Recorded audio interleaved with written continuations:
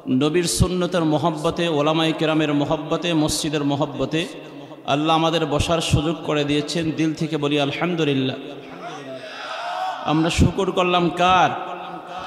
আরো জোরে বলেন কার? যে আল্লাহ আপনাকে আমাকে কথা বলার শক্তি দিয়েছেন, হাঁটার শক্তি দিয়েছেন, চলার শক্তি দিয়েছেন, খাবারের শক্তি দিয়েছেন। ওই আল্লাহর কাছে শুকরিয়া আদায় করার দরকার আছে না নাই? সম্মানিত হাজিরিন, অনেক কথা হয়েছে, অনেক আলোচনা হয়েছে। গত রাত আমি শের পড়েছিলাম বাংলাদেশ, ঢাকা থেকে প্রায় 250 কিলোমিটার উপরে আলোচনা করেছি রাত 2টা পর্যন্ত।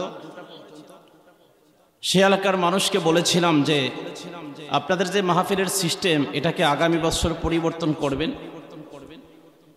আসলে ওয়াজের মূল মাকসাদ হওয়া উচিত সমাজের মধ্যে বেনামাজি মানুষগুলা নামাজি হয়ে যাবে, ঠিক কিনা ভাইজান? আচ্ছা, আমি আমার জীবনের পরীক্ষিত কিছু কথা আপনাদের সামনে শেয়ার করে আলোচনার মূল পর্যায়ে আমি চলে যাবে ইনশাআল্লাহ। আমি কোনো এক মসজিদে খেদমত করেছিলাম, সেখানে 2 দিন ব্যাপী তাফসিরুল কোরআন মাহফিল। আমার মসজিদে কন্টিনিউ 3 কাতার মুসল্লি হতো। তো মাহফিলের পরের দিন 3 কাতারের পরে 2 কাতার কমে 1 কাতার চলে আসলো। আচ্ছা বলেন, মাহফিলের মূল মাকসাদ হচ্ছে বেনামাজি মানুষগুলা নামাজি হয়ে যাবে, ঠিক কিনা বাবাজি? আপনারা যত রাত গভীর করবেন, সকালবেলা ঘুম থেকে উঠতে তত বেশি কষ্ট হয়ে যাবে, তাই না? এই জন্য কথা কম বলা উচিত, আমল বেশি করা উচিত। ওয়াজ এখন সবাই কম বেশি জানে, সবার হাতের মুঠোর মধ্যে ওয়াজ আছে না নাই? সবাই কিন্তু কম বেশি ওয়াজ শোনে। আমাদের একটাই অভাব, সেটা হচ্ছে আমাদের আমলের অভাব, ঠিক না ভাইজান? আমরা চেষ্টা করব কথা কম বলবো, আমল বেশি করব ইনশাআল্লাহ। কোরআনুল কারীম, যে কথাগুলা কোরআনের মধ্যে লেখা আছে, এই কথা কার কথা? জোরে বলেন কার কথা? আল্লাহর কোরআন থেকে কিছু কথা আমি বলবো, এদিক সেদিক বানিয়ে কোনো কথা বলার চেষ্টা করব না। আল্লাহর সম্মানে আল্লাহর কোরআনের কিছু কথা এই মজলিসে ছোট্ট করে বলবো। আপনারা সবাই থাকবেন নাকি ভাগবেন? কোরআনের কিছু কথা এমনও থাকতে পারে আমার জীবনের বিপরীত, কিছু কথা এমনও থাকতে পারে আমার জীবনের সাথে সামঞ্জস্য নয়। আপনি আমার সাথে রাগ করতে পারবেন না। যদি রাগ করে মাহফিল ময়দান থেকে চলে যান, আমি বুঝবো যে মক্কার ভিতরে নবী কোরআন তেলাওয়াত করতেন, নবীর কোরআন কাফের মুশরিকেরা শুনতেন না, কোরআনকে ডিস্টার্ব করতেন, কোরআনের পরিবেশকে নষ্ট করতেন। ওই পরিবেশকে নষ্ট করার জন্য আপনি এসেছেন। বাবাজি, আল্লাহ তাআলা আমাদেরকে কোরআন দান করেছেন, হিকমত দান করেছেন, এই সব কিছু করেছেন গোটা বিশ্ববাসী যেন ইসলামের সুশীতল ছায়াতলে চলে আসে। আলহামদুলিল্লাহ বলি। কোরআনে কারীম শুনতে ভালো লাগে নাকি খারাপ লাগে? কোরআন আল্লাহ ছন্দ ছন্দে তেলাওয়াত আমাদেরকে করে শোনাবেন জান্নাতের মধ্যে। যেখানে আল্লাহ আমাদেরকে কোরআন তেলাওয়াত করে শোনাবেন, ওই জান্নাতে আমাদের সকলকে যেন শামিল করে, আমরা বলি আমিন। আল্লাহ তাআলার তেলাওয়াত মধুর, কত সুন্দর, ওই রকম তেলাওয়াত পৃথিবীর কেউ শোনাতে পারবে না। কিন্তু বাস্তব হচ্ছে সারা দুনিয়ার মধ্যে সমস্ত সুরের বিকৃত হয়, সুর এক সময় ডিলিট হয়ে যায়, ক্যান্সেল হয়ে যায়। আল্লাহর কোরআনের সুর, কোরআনের মুজিজা, এটা আগেও ছিল, বর্তমানেও আছে, কিয়ামত পর্যন্ত ইনশাআল্লাহ থাকবে, ঠিক কিনা ভাজান? আল্লাহ কোরআনে ইরশাদ করেন, الرحمن علم القرآن خلق الإنسان علمه البيان। আল্লাহু আকবার বলি। আল্লাহ হচ্ছে রহমান, মানুষ সৃষ্টি করেছে, আমাদেরকে বয়ান শিক্ষা দিয়েছে। সেই প্রভুর কিছু কথা, অল্প কিছু কথা আপনাদের সামনে নিয়ত করেছি আজকে পেশ করব। খুতবার মধ্যে একটি সূরা পড়েছি, সূরাতুল আসর। নাম শুনেছেন ভাই? সূরার নাম কি? সূরাতুল আসর। একদম ছোট্ট একটা সূরা। এই কথার মধ্যে আপনার আমার গোটা জীবন একটা প্ল্যাটফর্মে চলে নিয়ে আসবে ইনশাআল্লাহ। সূরাতুল আসর যারা মুখস্থ পারেন আমার সাথে, আপনারা সবাই আবার গোড়ার থেকে একটু পড়েন।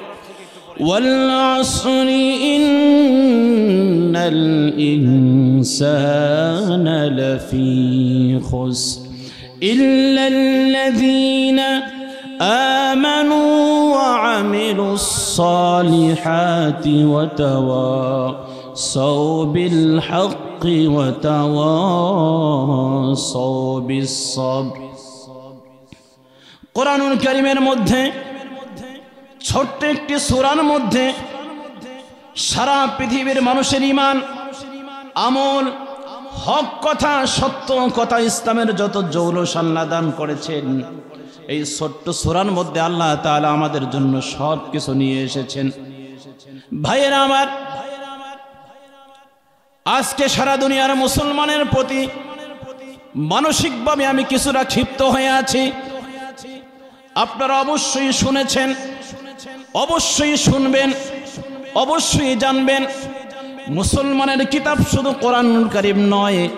এই কোরআনুল কারীম দিয়া মুসলমান হিদায়াত প্রাপ্ত হবে না। কোরআনে আল্লাহ শুরুতেই বলেছেন হুদাল লিন্নাস। এই কোরআন পড়লে কাফের, মুশরিক, হিন্দু, খ্রিস্টান, বৌদ্ধ ইসলামের ছায়াতলে চলে আসবে। কথা ঠিক কি না? আজ আমার আফসোস মনে হচ্ছে, আমার বাবাকে যদি কেউ আঘাত করে, কটূক্তি করে, গালমন্দ করে, আমার মেজাজ বড় গরম হয়ে যায়। আমার নবীকে যিনি আঘাত করে আমি সইতে পারি না। কিন্তু মুসলমানের সবচাইতে বড় ধর্মগ্রন্থ কোরআনুল কারীমকে সুইডেনের মধ্যে পুড়ে ছারখার করে দেওয়া হচ্ছে। আজকে মুসলমান এক না হওয়ার কারণে এই বাংলার জমিন থেকে কোনো প্রতিবাদ করতে পারি না। ঠিক কিনা বলেন? এরপর আমি আপনাদের কাছে বলি, সারা দুনিয়ার সমস্ত কোরআনগুলা পুড়ে পুড়ে জ্বালিয়ে ছারখার করে দেওয়া হবে। সমস্ত পুস্তক বই থেকে কোরআনের অক্ষরগুলা মুছে ফেলা হবে। সারা দুনিয়া থেকে সমস্ত কোরআনুল কারীমকে বিদায় করে দেওয়া হবে। কিন্তু যারা হাফেজে কোরআন, তাদের সিনের মধ্যে কোরআন আছে।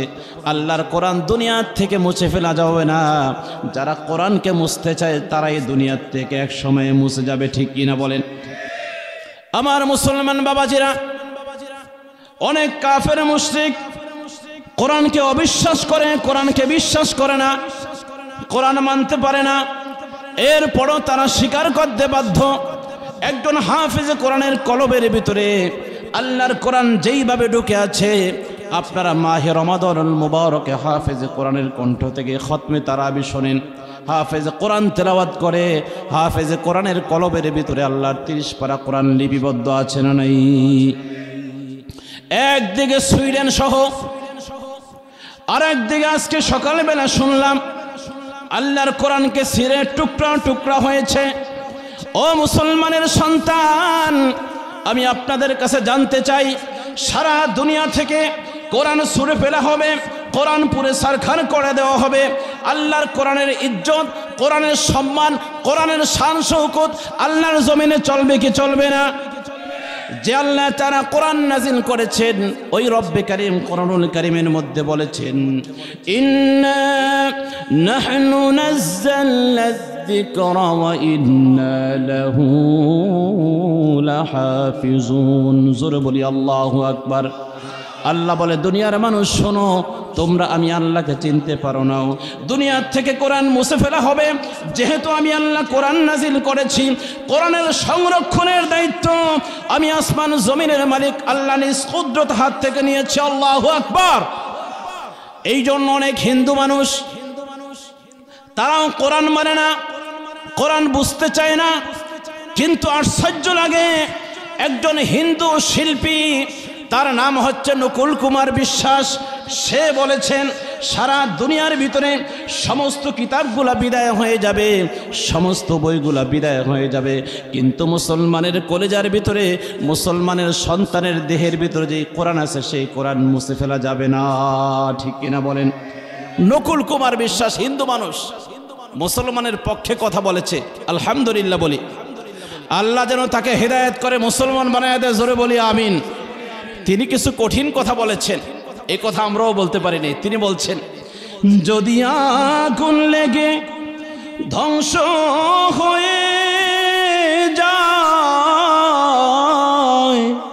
ধ্বংস হয়ে যায়, যদি আগুন লেগে ধ্বংস হয় পৃথিবীর সব বইয়ের দোকান, তবু বিশ্ব থেকে হারাবে না পবিত্র কোরআন। ঠিক কিনা বলেন? তিনি বলেছেন কেমন কেমন করে ধ্বংস করবে? আগুনের তেজ আছে লক্ষ লক্ষ সারা বিশ্বে কোরআনে হাফেজ। ঠিক কিনা? ওরে কেমন করে ধ্বংস করবে? আগুনের তেজ আছে বিশ্ব ভরা লক্ষ লক্ষ কোরআনে হাফেজ। আবার সাফায়ে আসমানি গ্রন্থ, আবার সাফায়ে আসমানি গ্রন্থ বাঁচাবে ইসলামের মান, তবু বিশ্ব থেকে হারাবে না পবিত্র কোরআন। ঠিক কিনা বাবাজি? সমস্ত ষড়যন্ত্রকে আল্লাহ উৎখাত করে দিবেন। কোরআন আল্লাহর জমিনে কিয়ামত পর্যন্ত টিকে থাকবে ইনশাআল্লাহ। সেই কোরআন থেকে আমি ছোট্ট একটা সূরা পড়েছি। এই সূরার আলোকে এই ময়দানে অল্প সময় কিছু কথা বলার চেষ্টা করব। আল্লাহ আমাদের সকলকে কথা শোনার চাইতে আল্লাহ যেন আমলের জিন্দেগি দান করে, আমরা বলি আমিন। বলেছিলাম সূরার নাম সূরাতুল আসর। সূরার নাম কি ভাইজান? সূরাতুল আসর। আল্লাহ তাআলা সময়ের কসম করেছেন। এই সূরা নাজিল হয়েছে আজ থেকে ১৫০০ বছর পূর্বে। আল্লাহ তাআলা বললেন ইন্নাল ইনসানা লাফি খুসর, সমস্ত মানুষ ক্ষতির মধ্যে আছে। আল্লাহর কথা সত্য না মিথ্যা? যারা জবাব দেন নাই তাদের মুখের ভাষায় বুঝতাম আল্লাহর কথার মধ্যে মনে হয় কোনো ভেজাল আছে। পিছনের ভাইরা চিল্লায় বলেন আল্লাহর কথা সত্য না মিথ্যা? আমার মালিক বলেছেন ইন্নাল ইনসানা লাফি খুসর, নিশ্চয়ই মানুষ ক্ষতির মধ্যে আছে। আমরা কি ক্ষতির মধ্যে থাকতে চাই নাকি লাভের মধ্যে থাকতে চাই? ক্ষতি হচ্ছে জাহান্নাম, লাভ হচ্ছে জান্নাত। আমরা কি জাহান্নাম চাই নাকি জান্নাত চাই?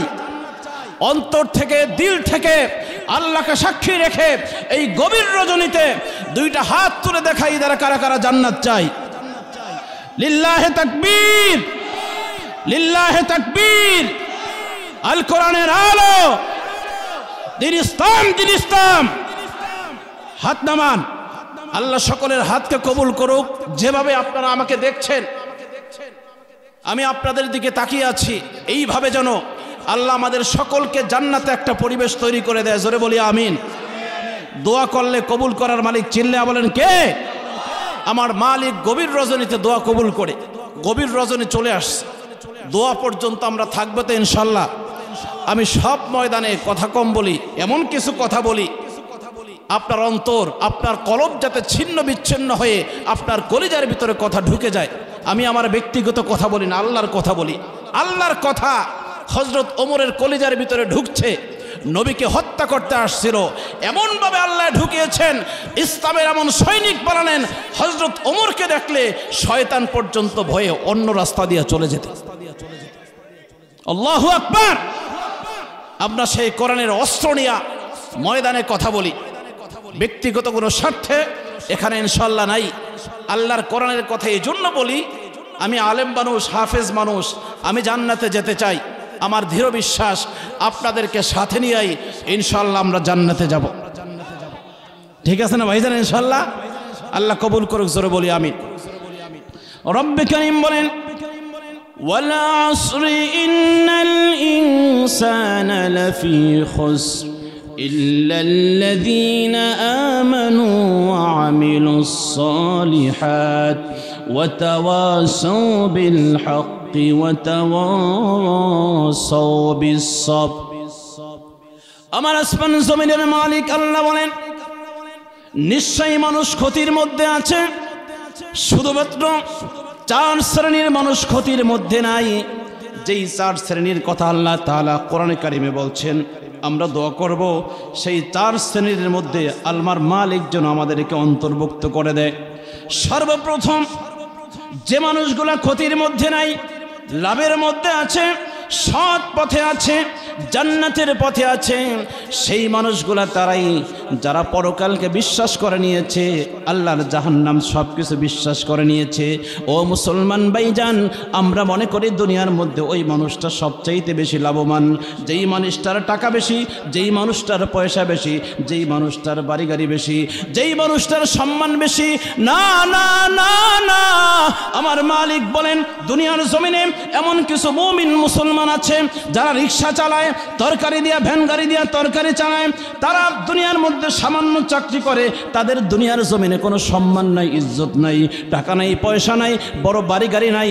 তাদের কাছে এমন একটা অস্ত্র আছে, সেই অস্ত্র হচ্ছে দুনিয়ার সবচাইতে দামি। ও মুসলমান ভাইজান, আমি আপনাদের কাছে জানতে চাই, মুসলমানের সবচাইতে বড় অস্ত্র হচ্ছে ঈমান। ঈমান ছাড়া জান্নাতে যাওয়ার কোনো সুযোগ নাই। একজন হিন্দু, একজন খ্রিস্টান, একজন বৌদ্ধ আপনাদের এই রাস্তাটাকে যদি স্বর্ণ দিয়া বাধাই করে দেয়, আর যদি আল্লাহর প্রতি ঈমান গ্রহণ না করে, কোনোদিন আল্লাহর জান্নাতে যেতে পারবে না। কথা বলেন ঠিক কিনা?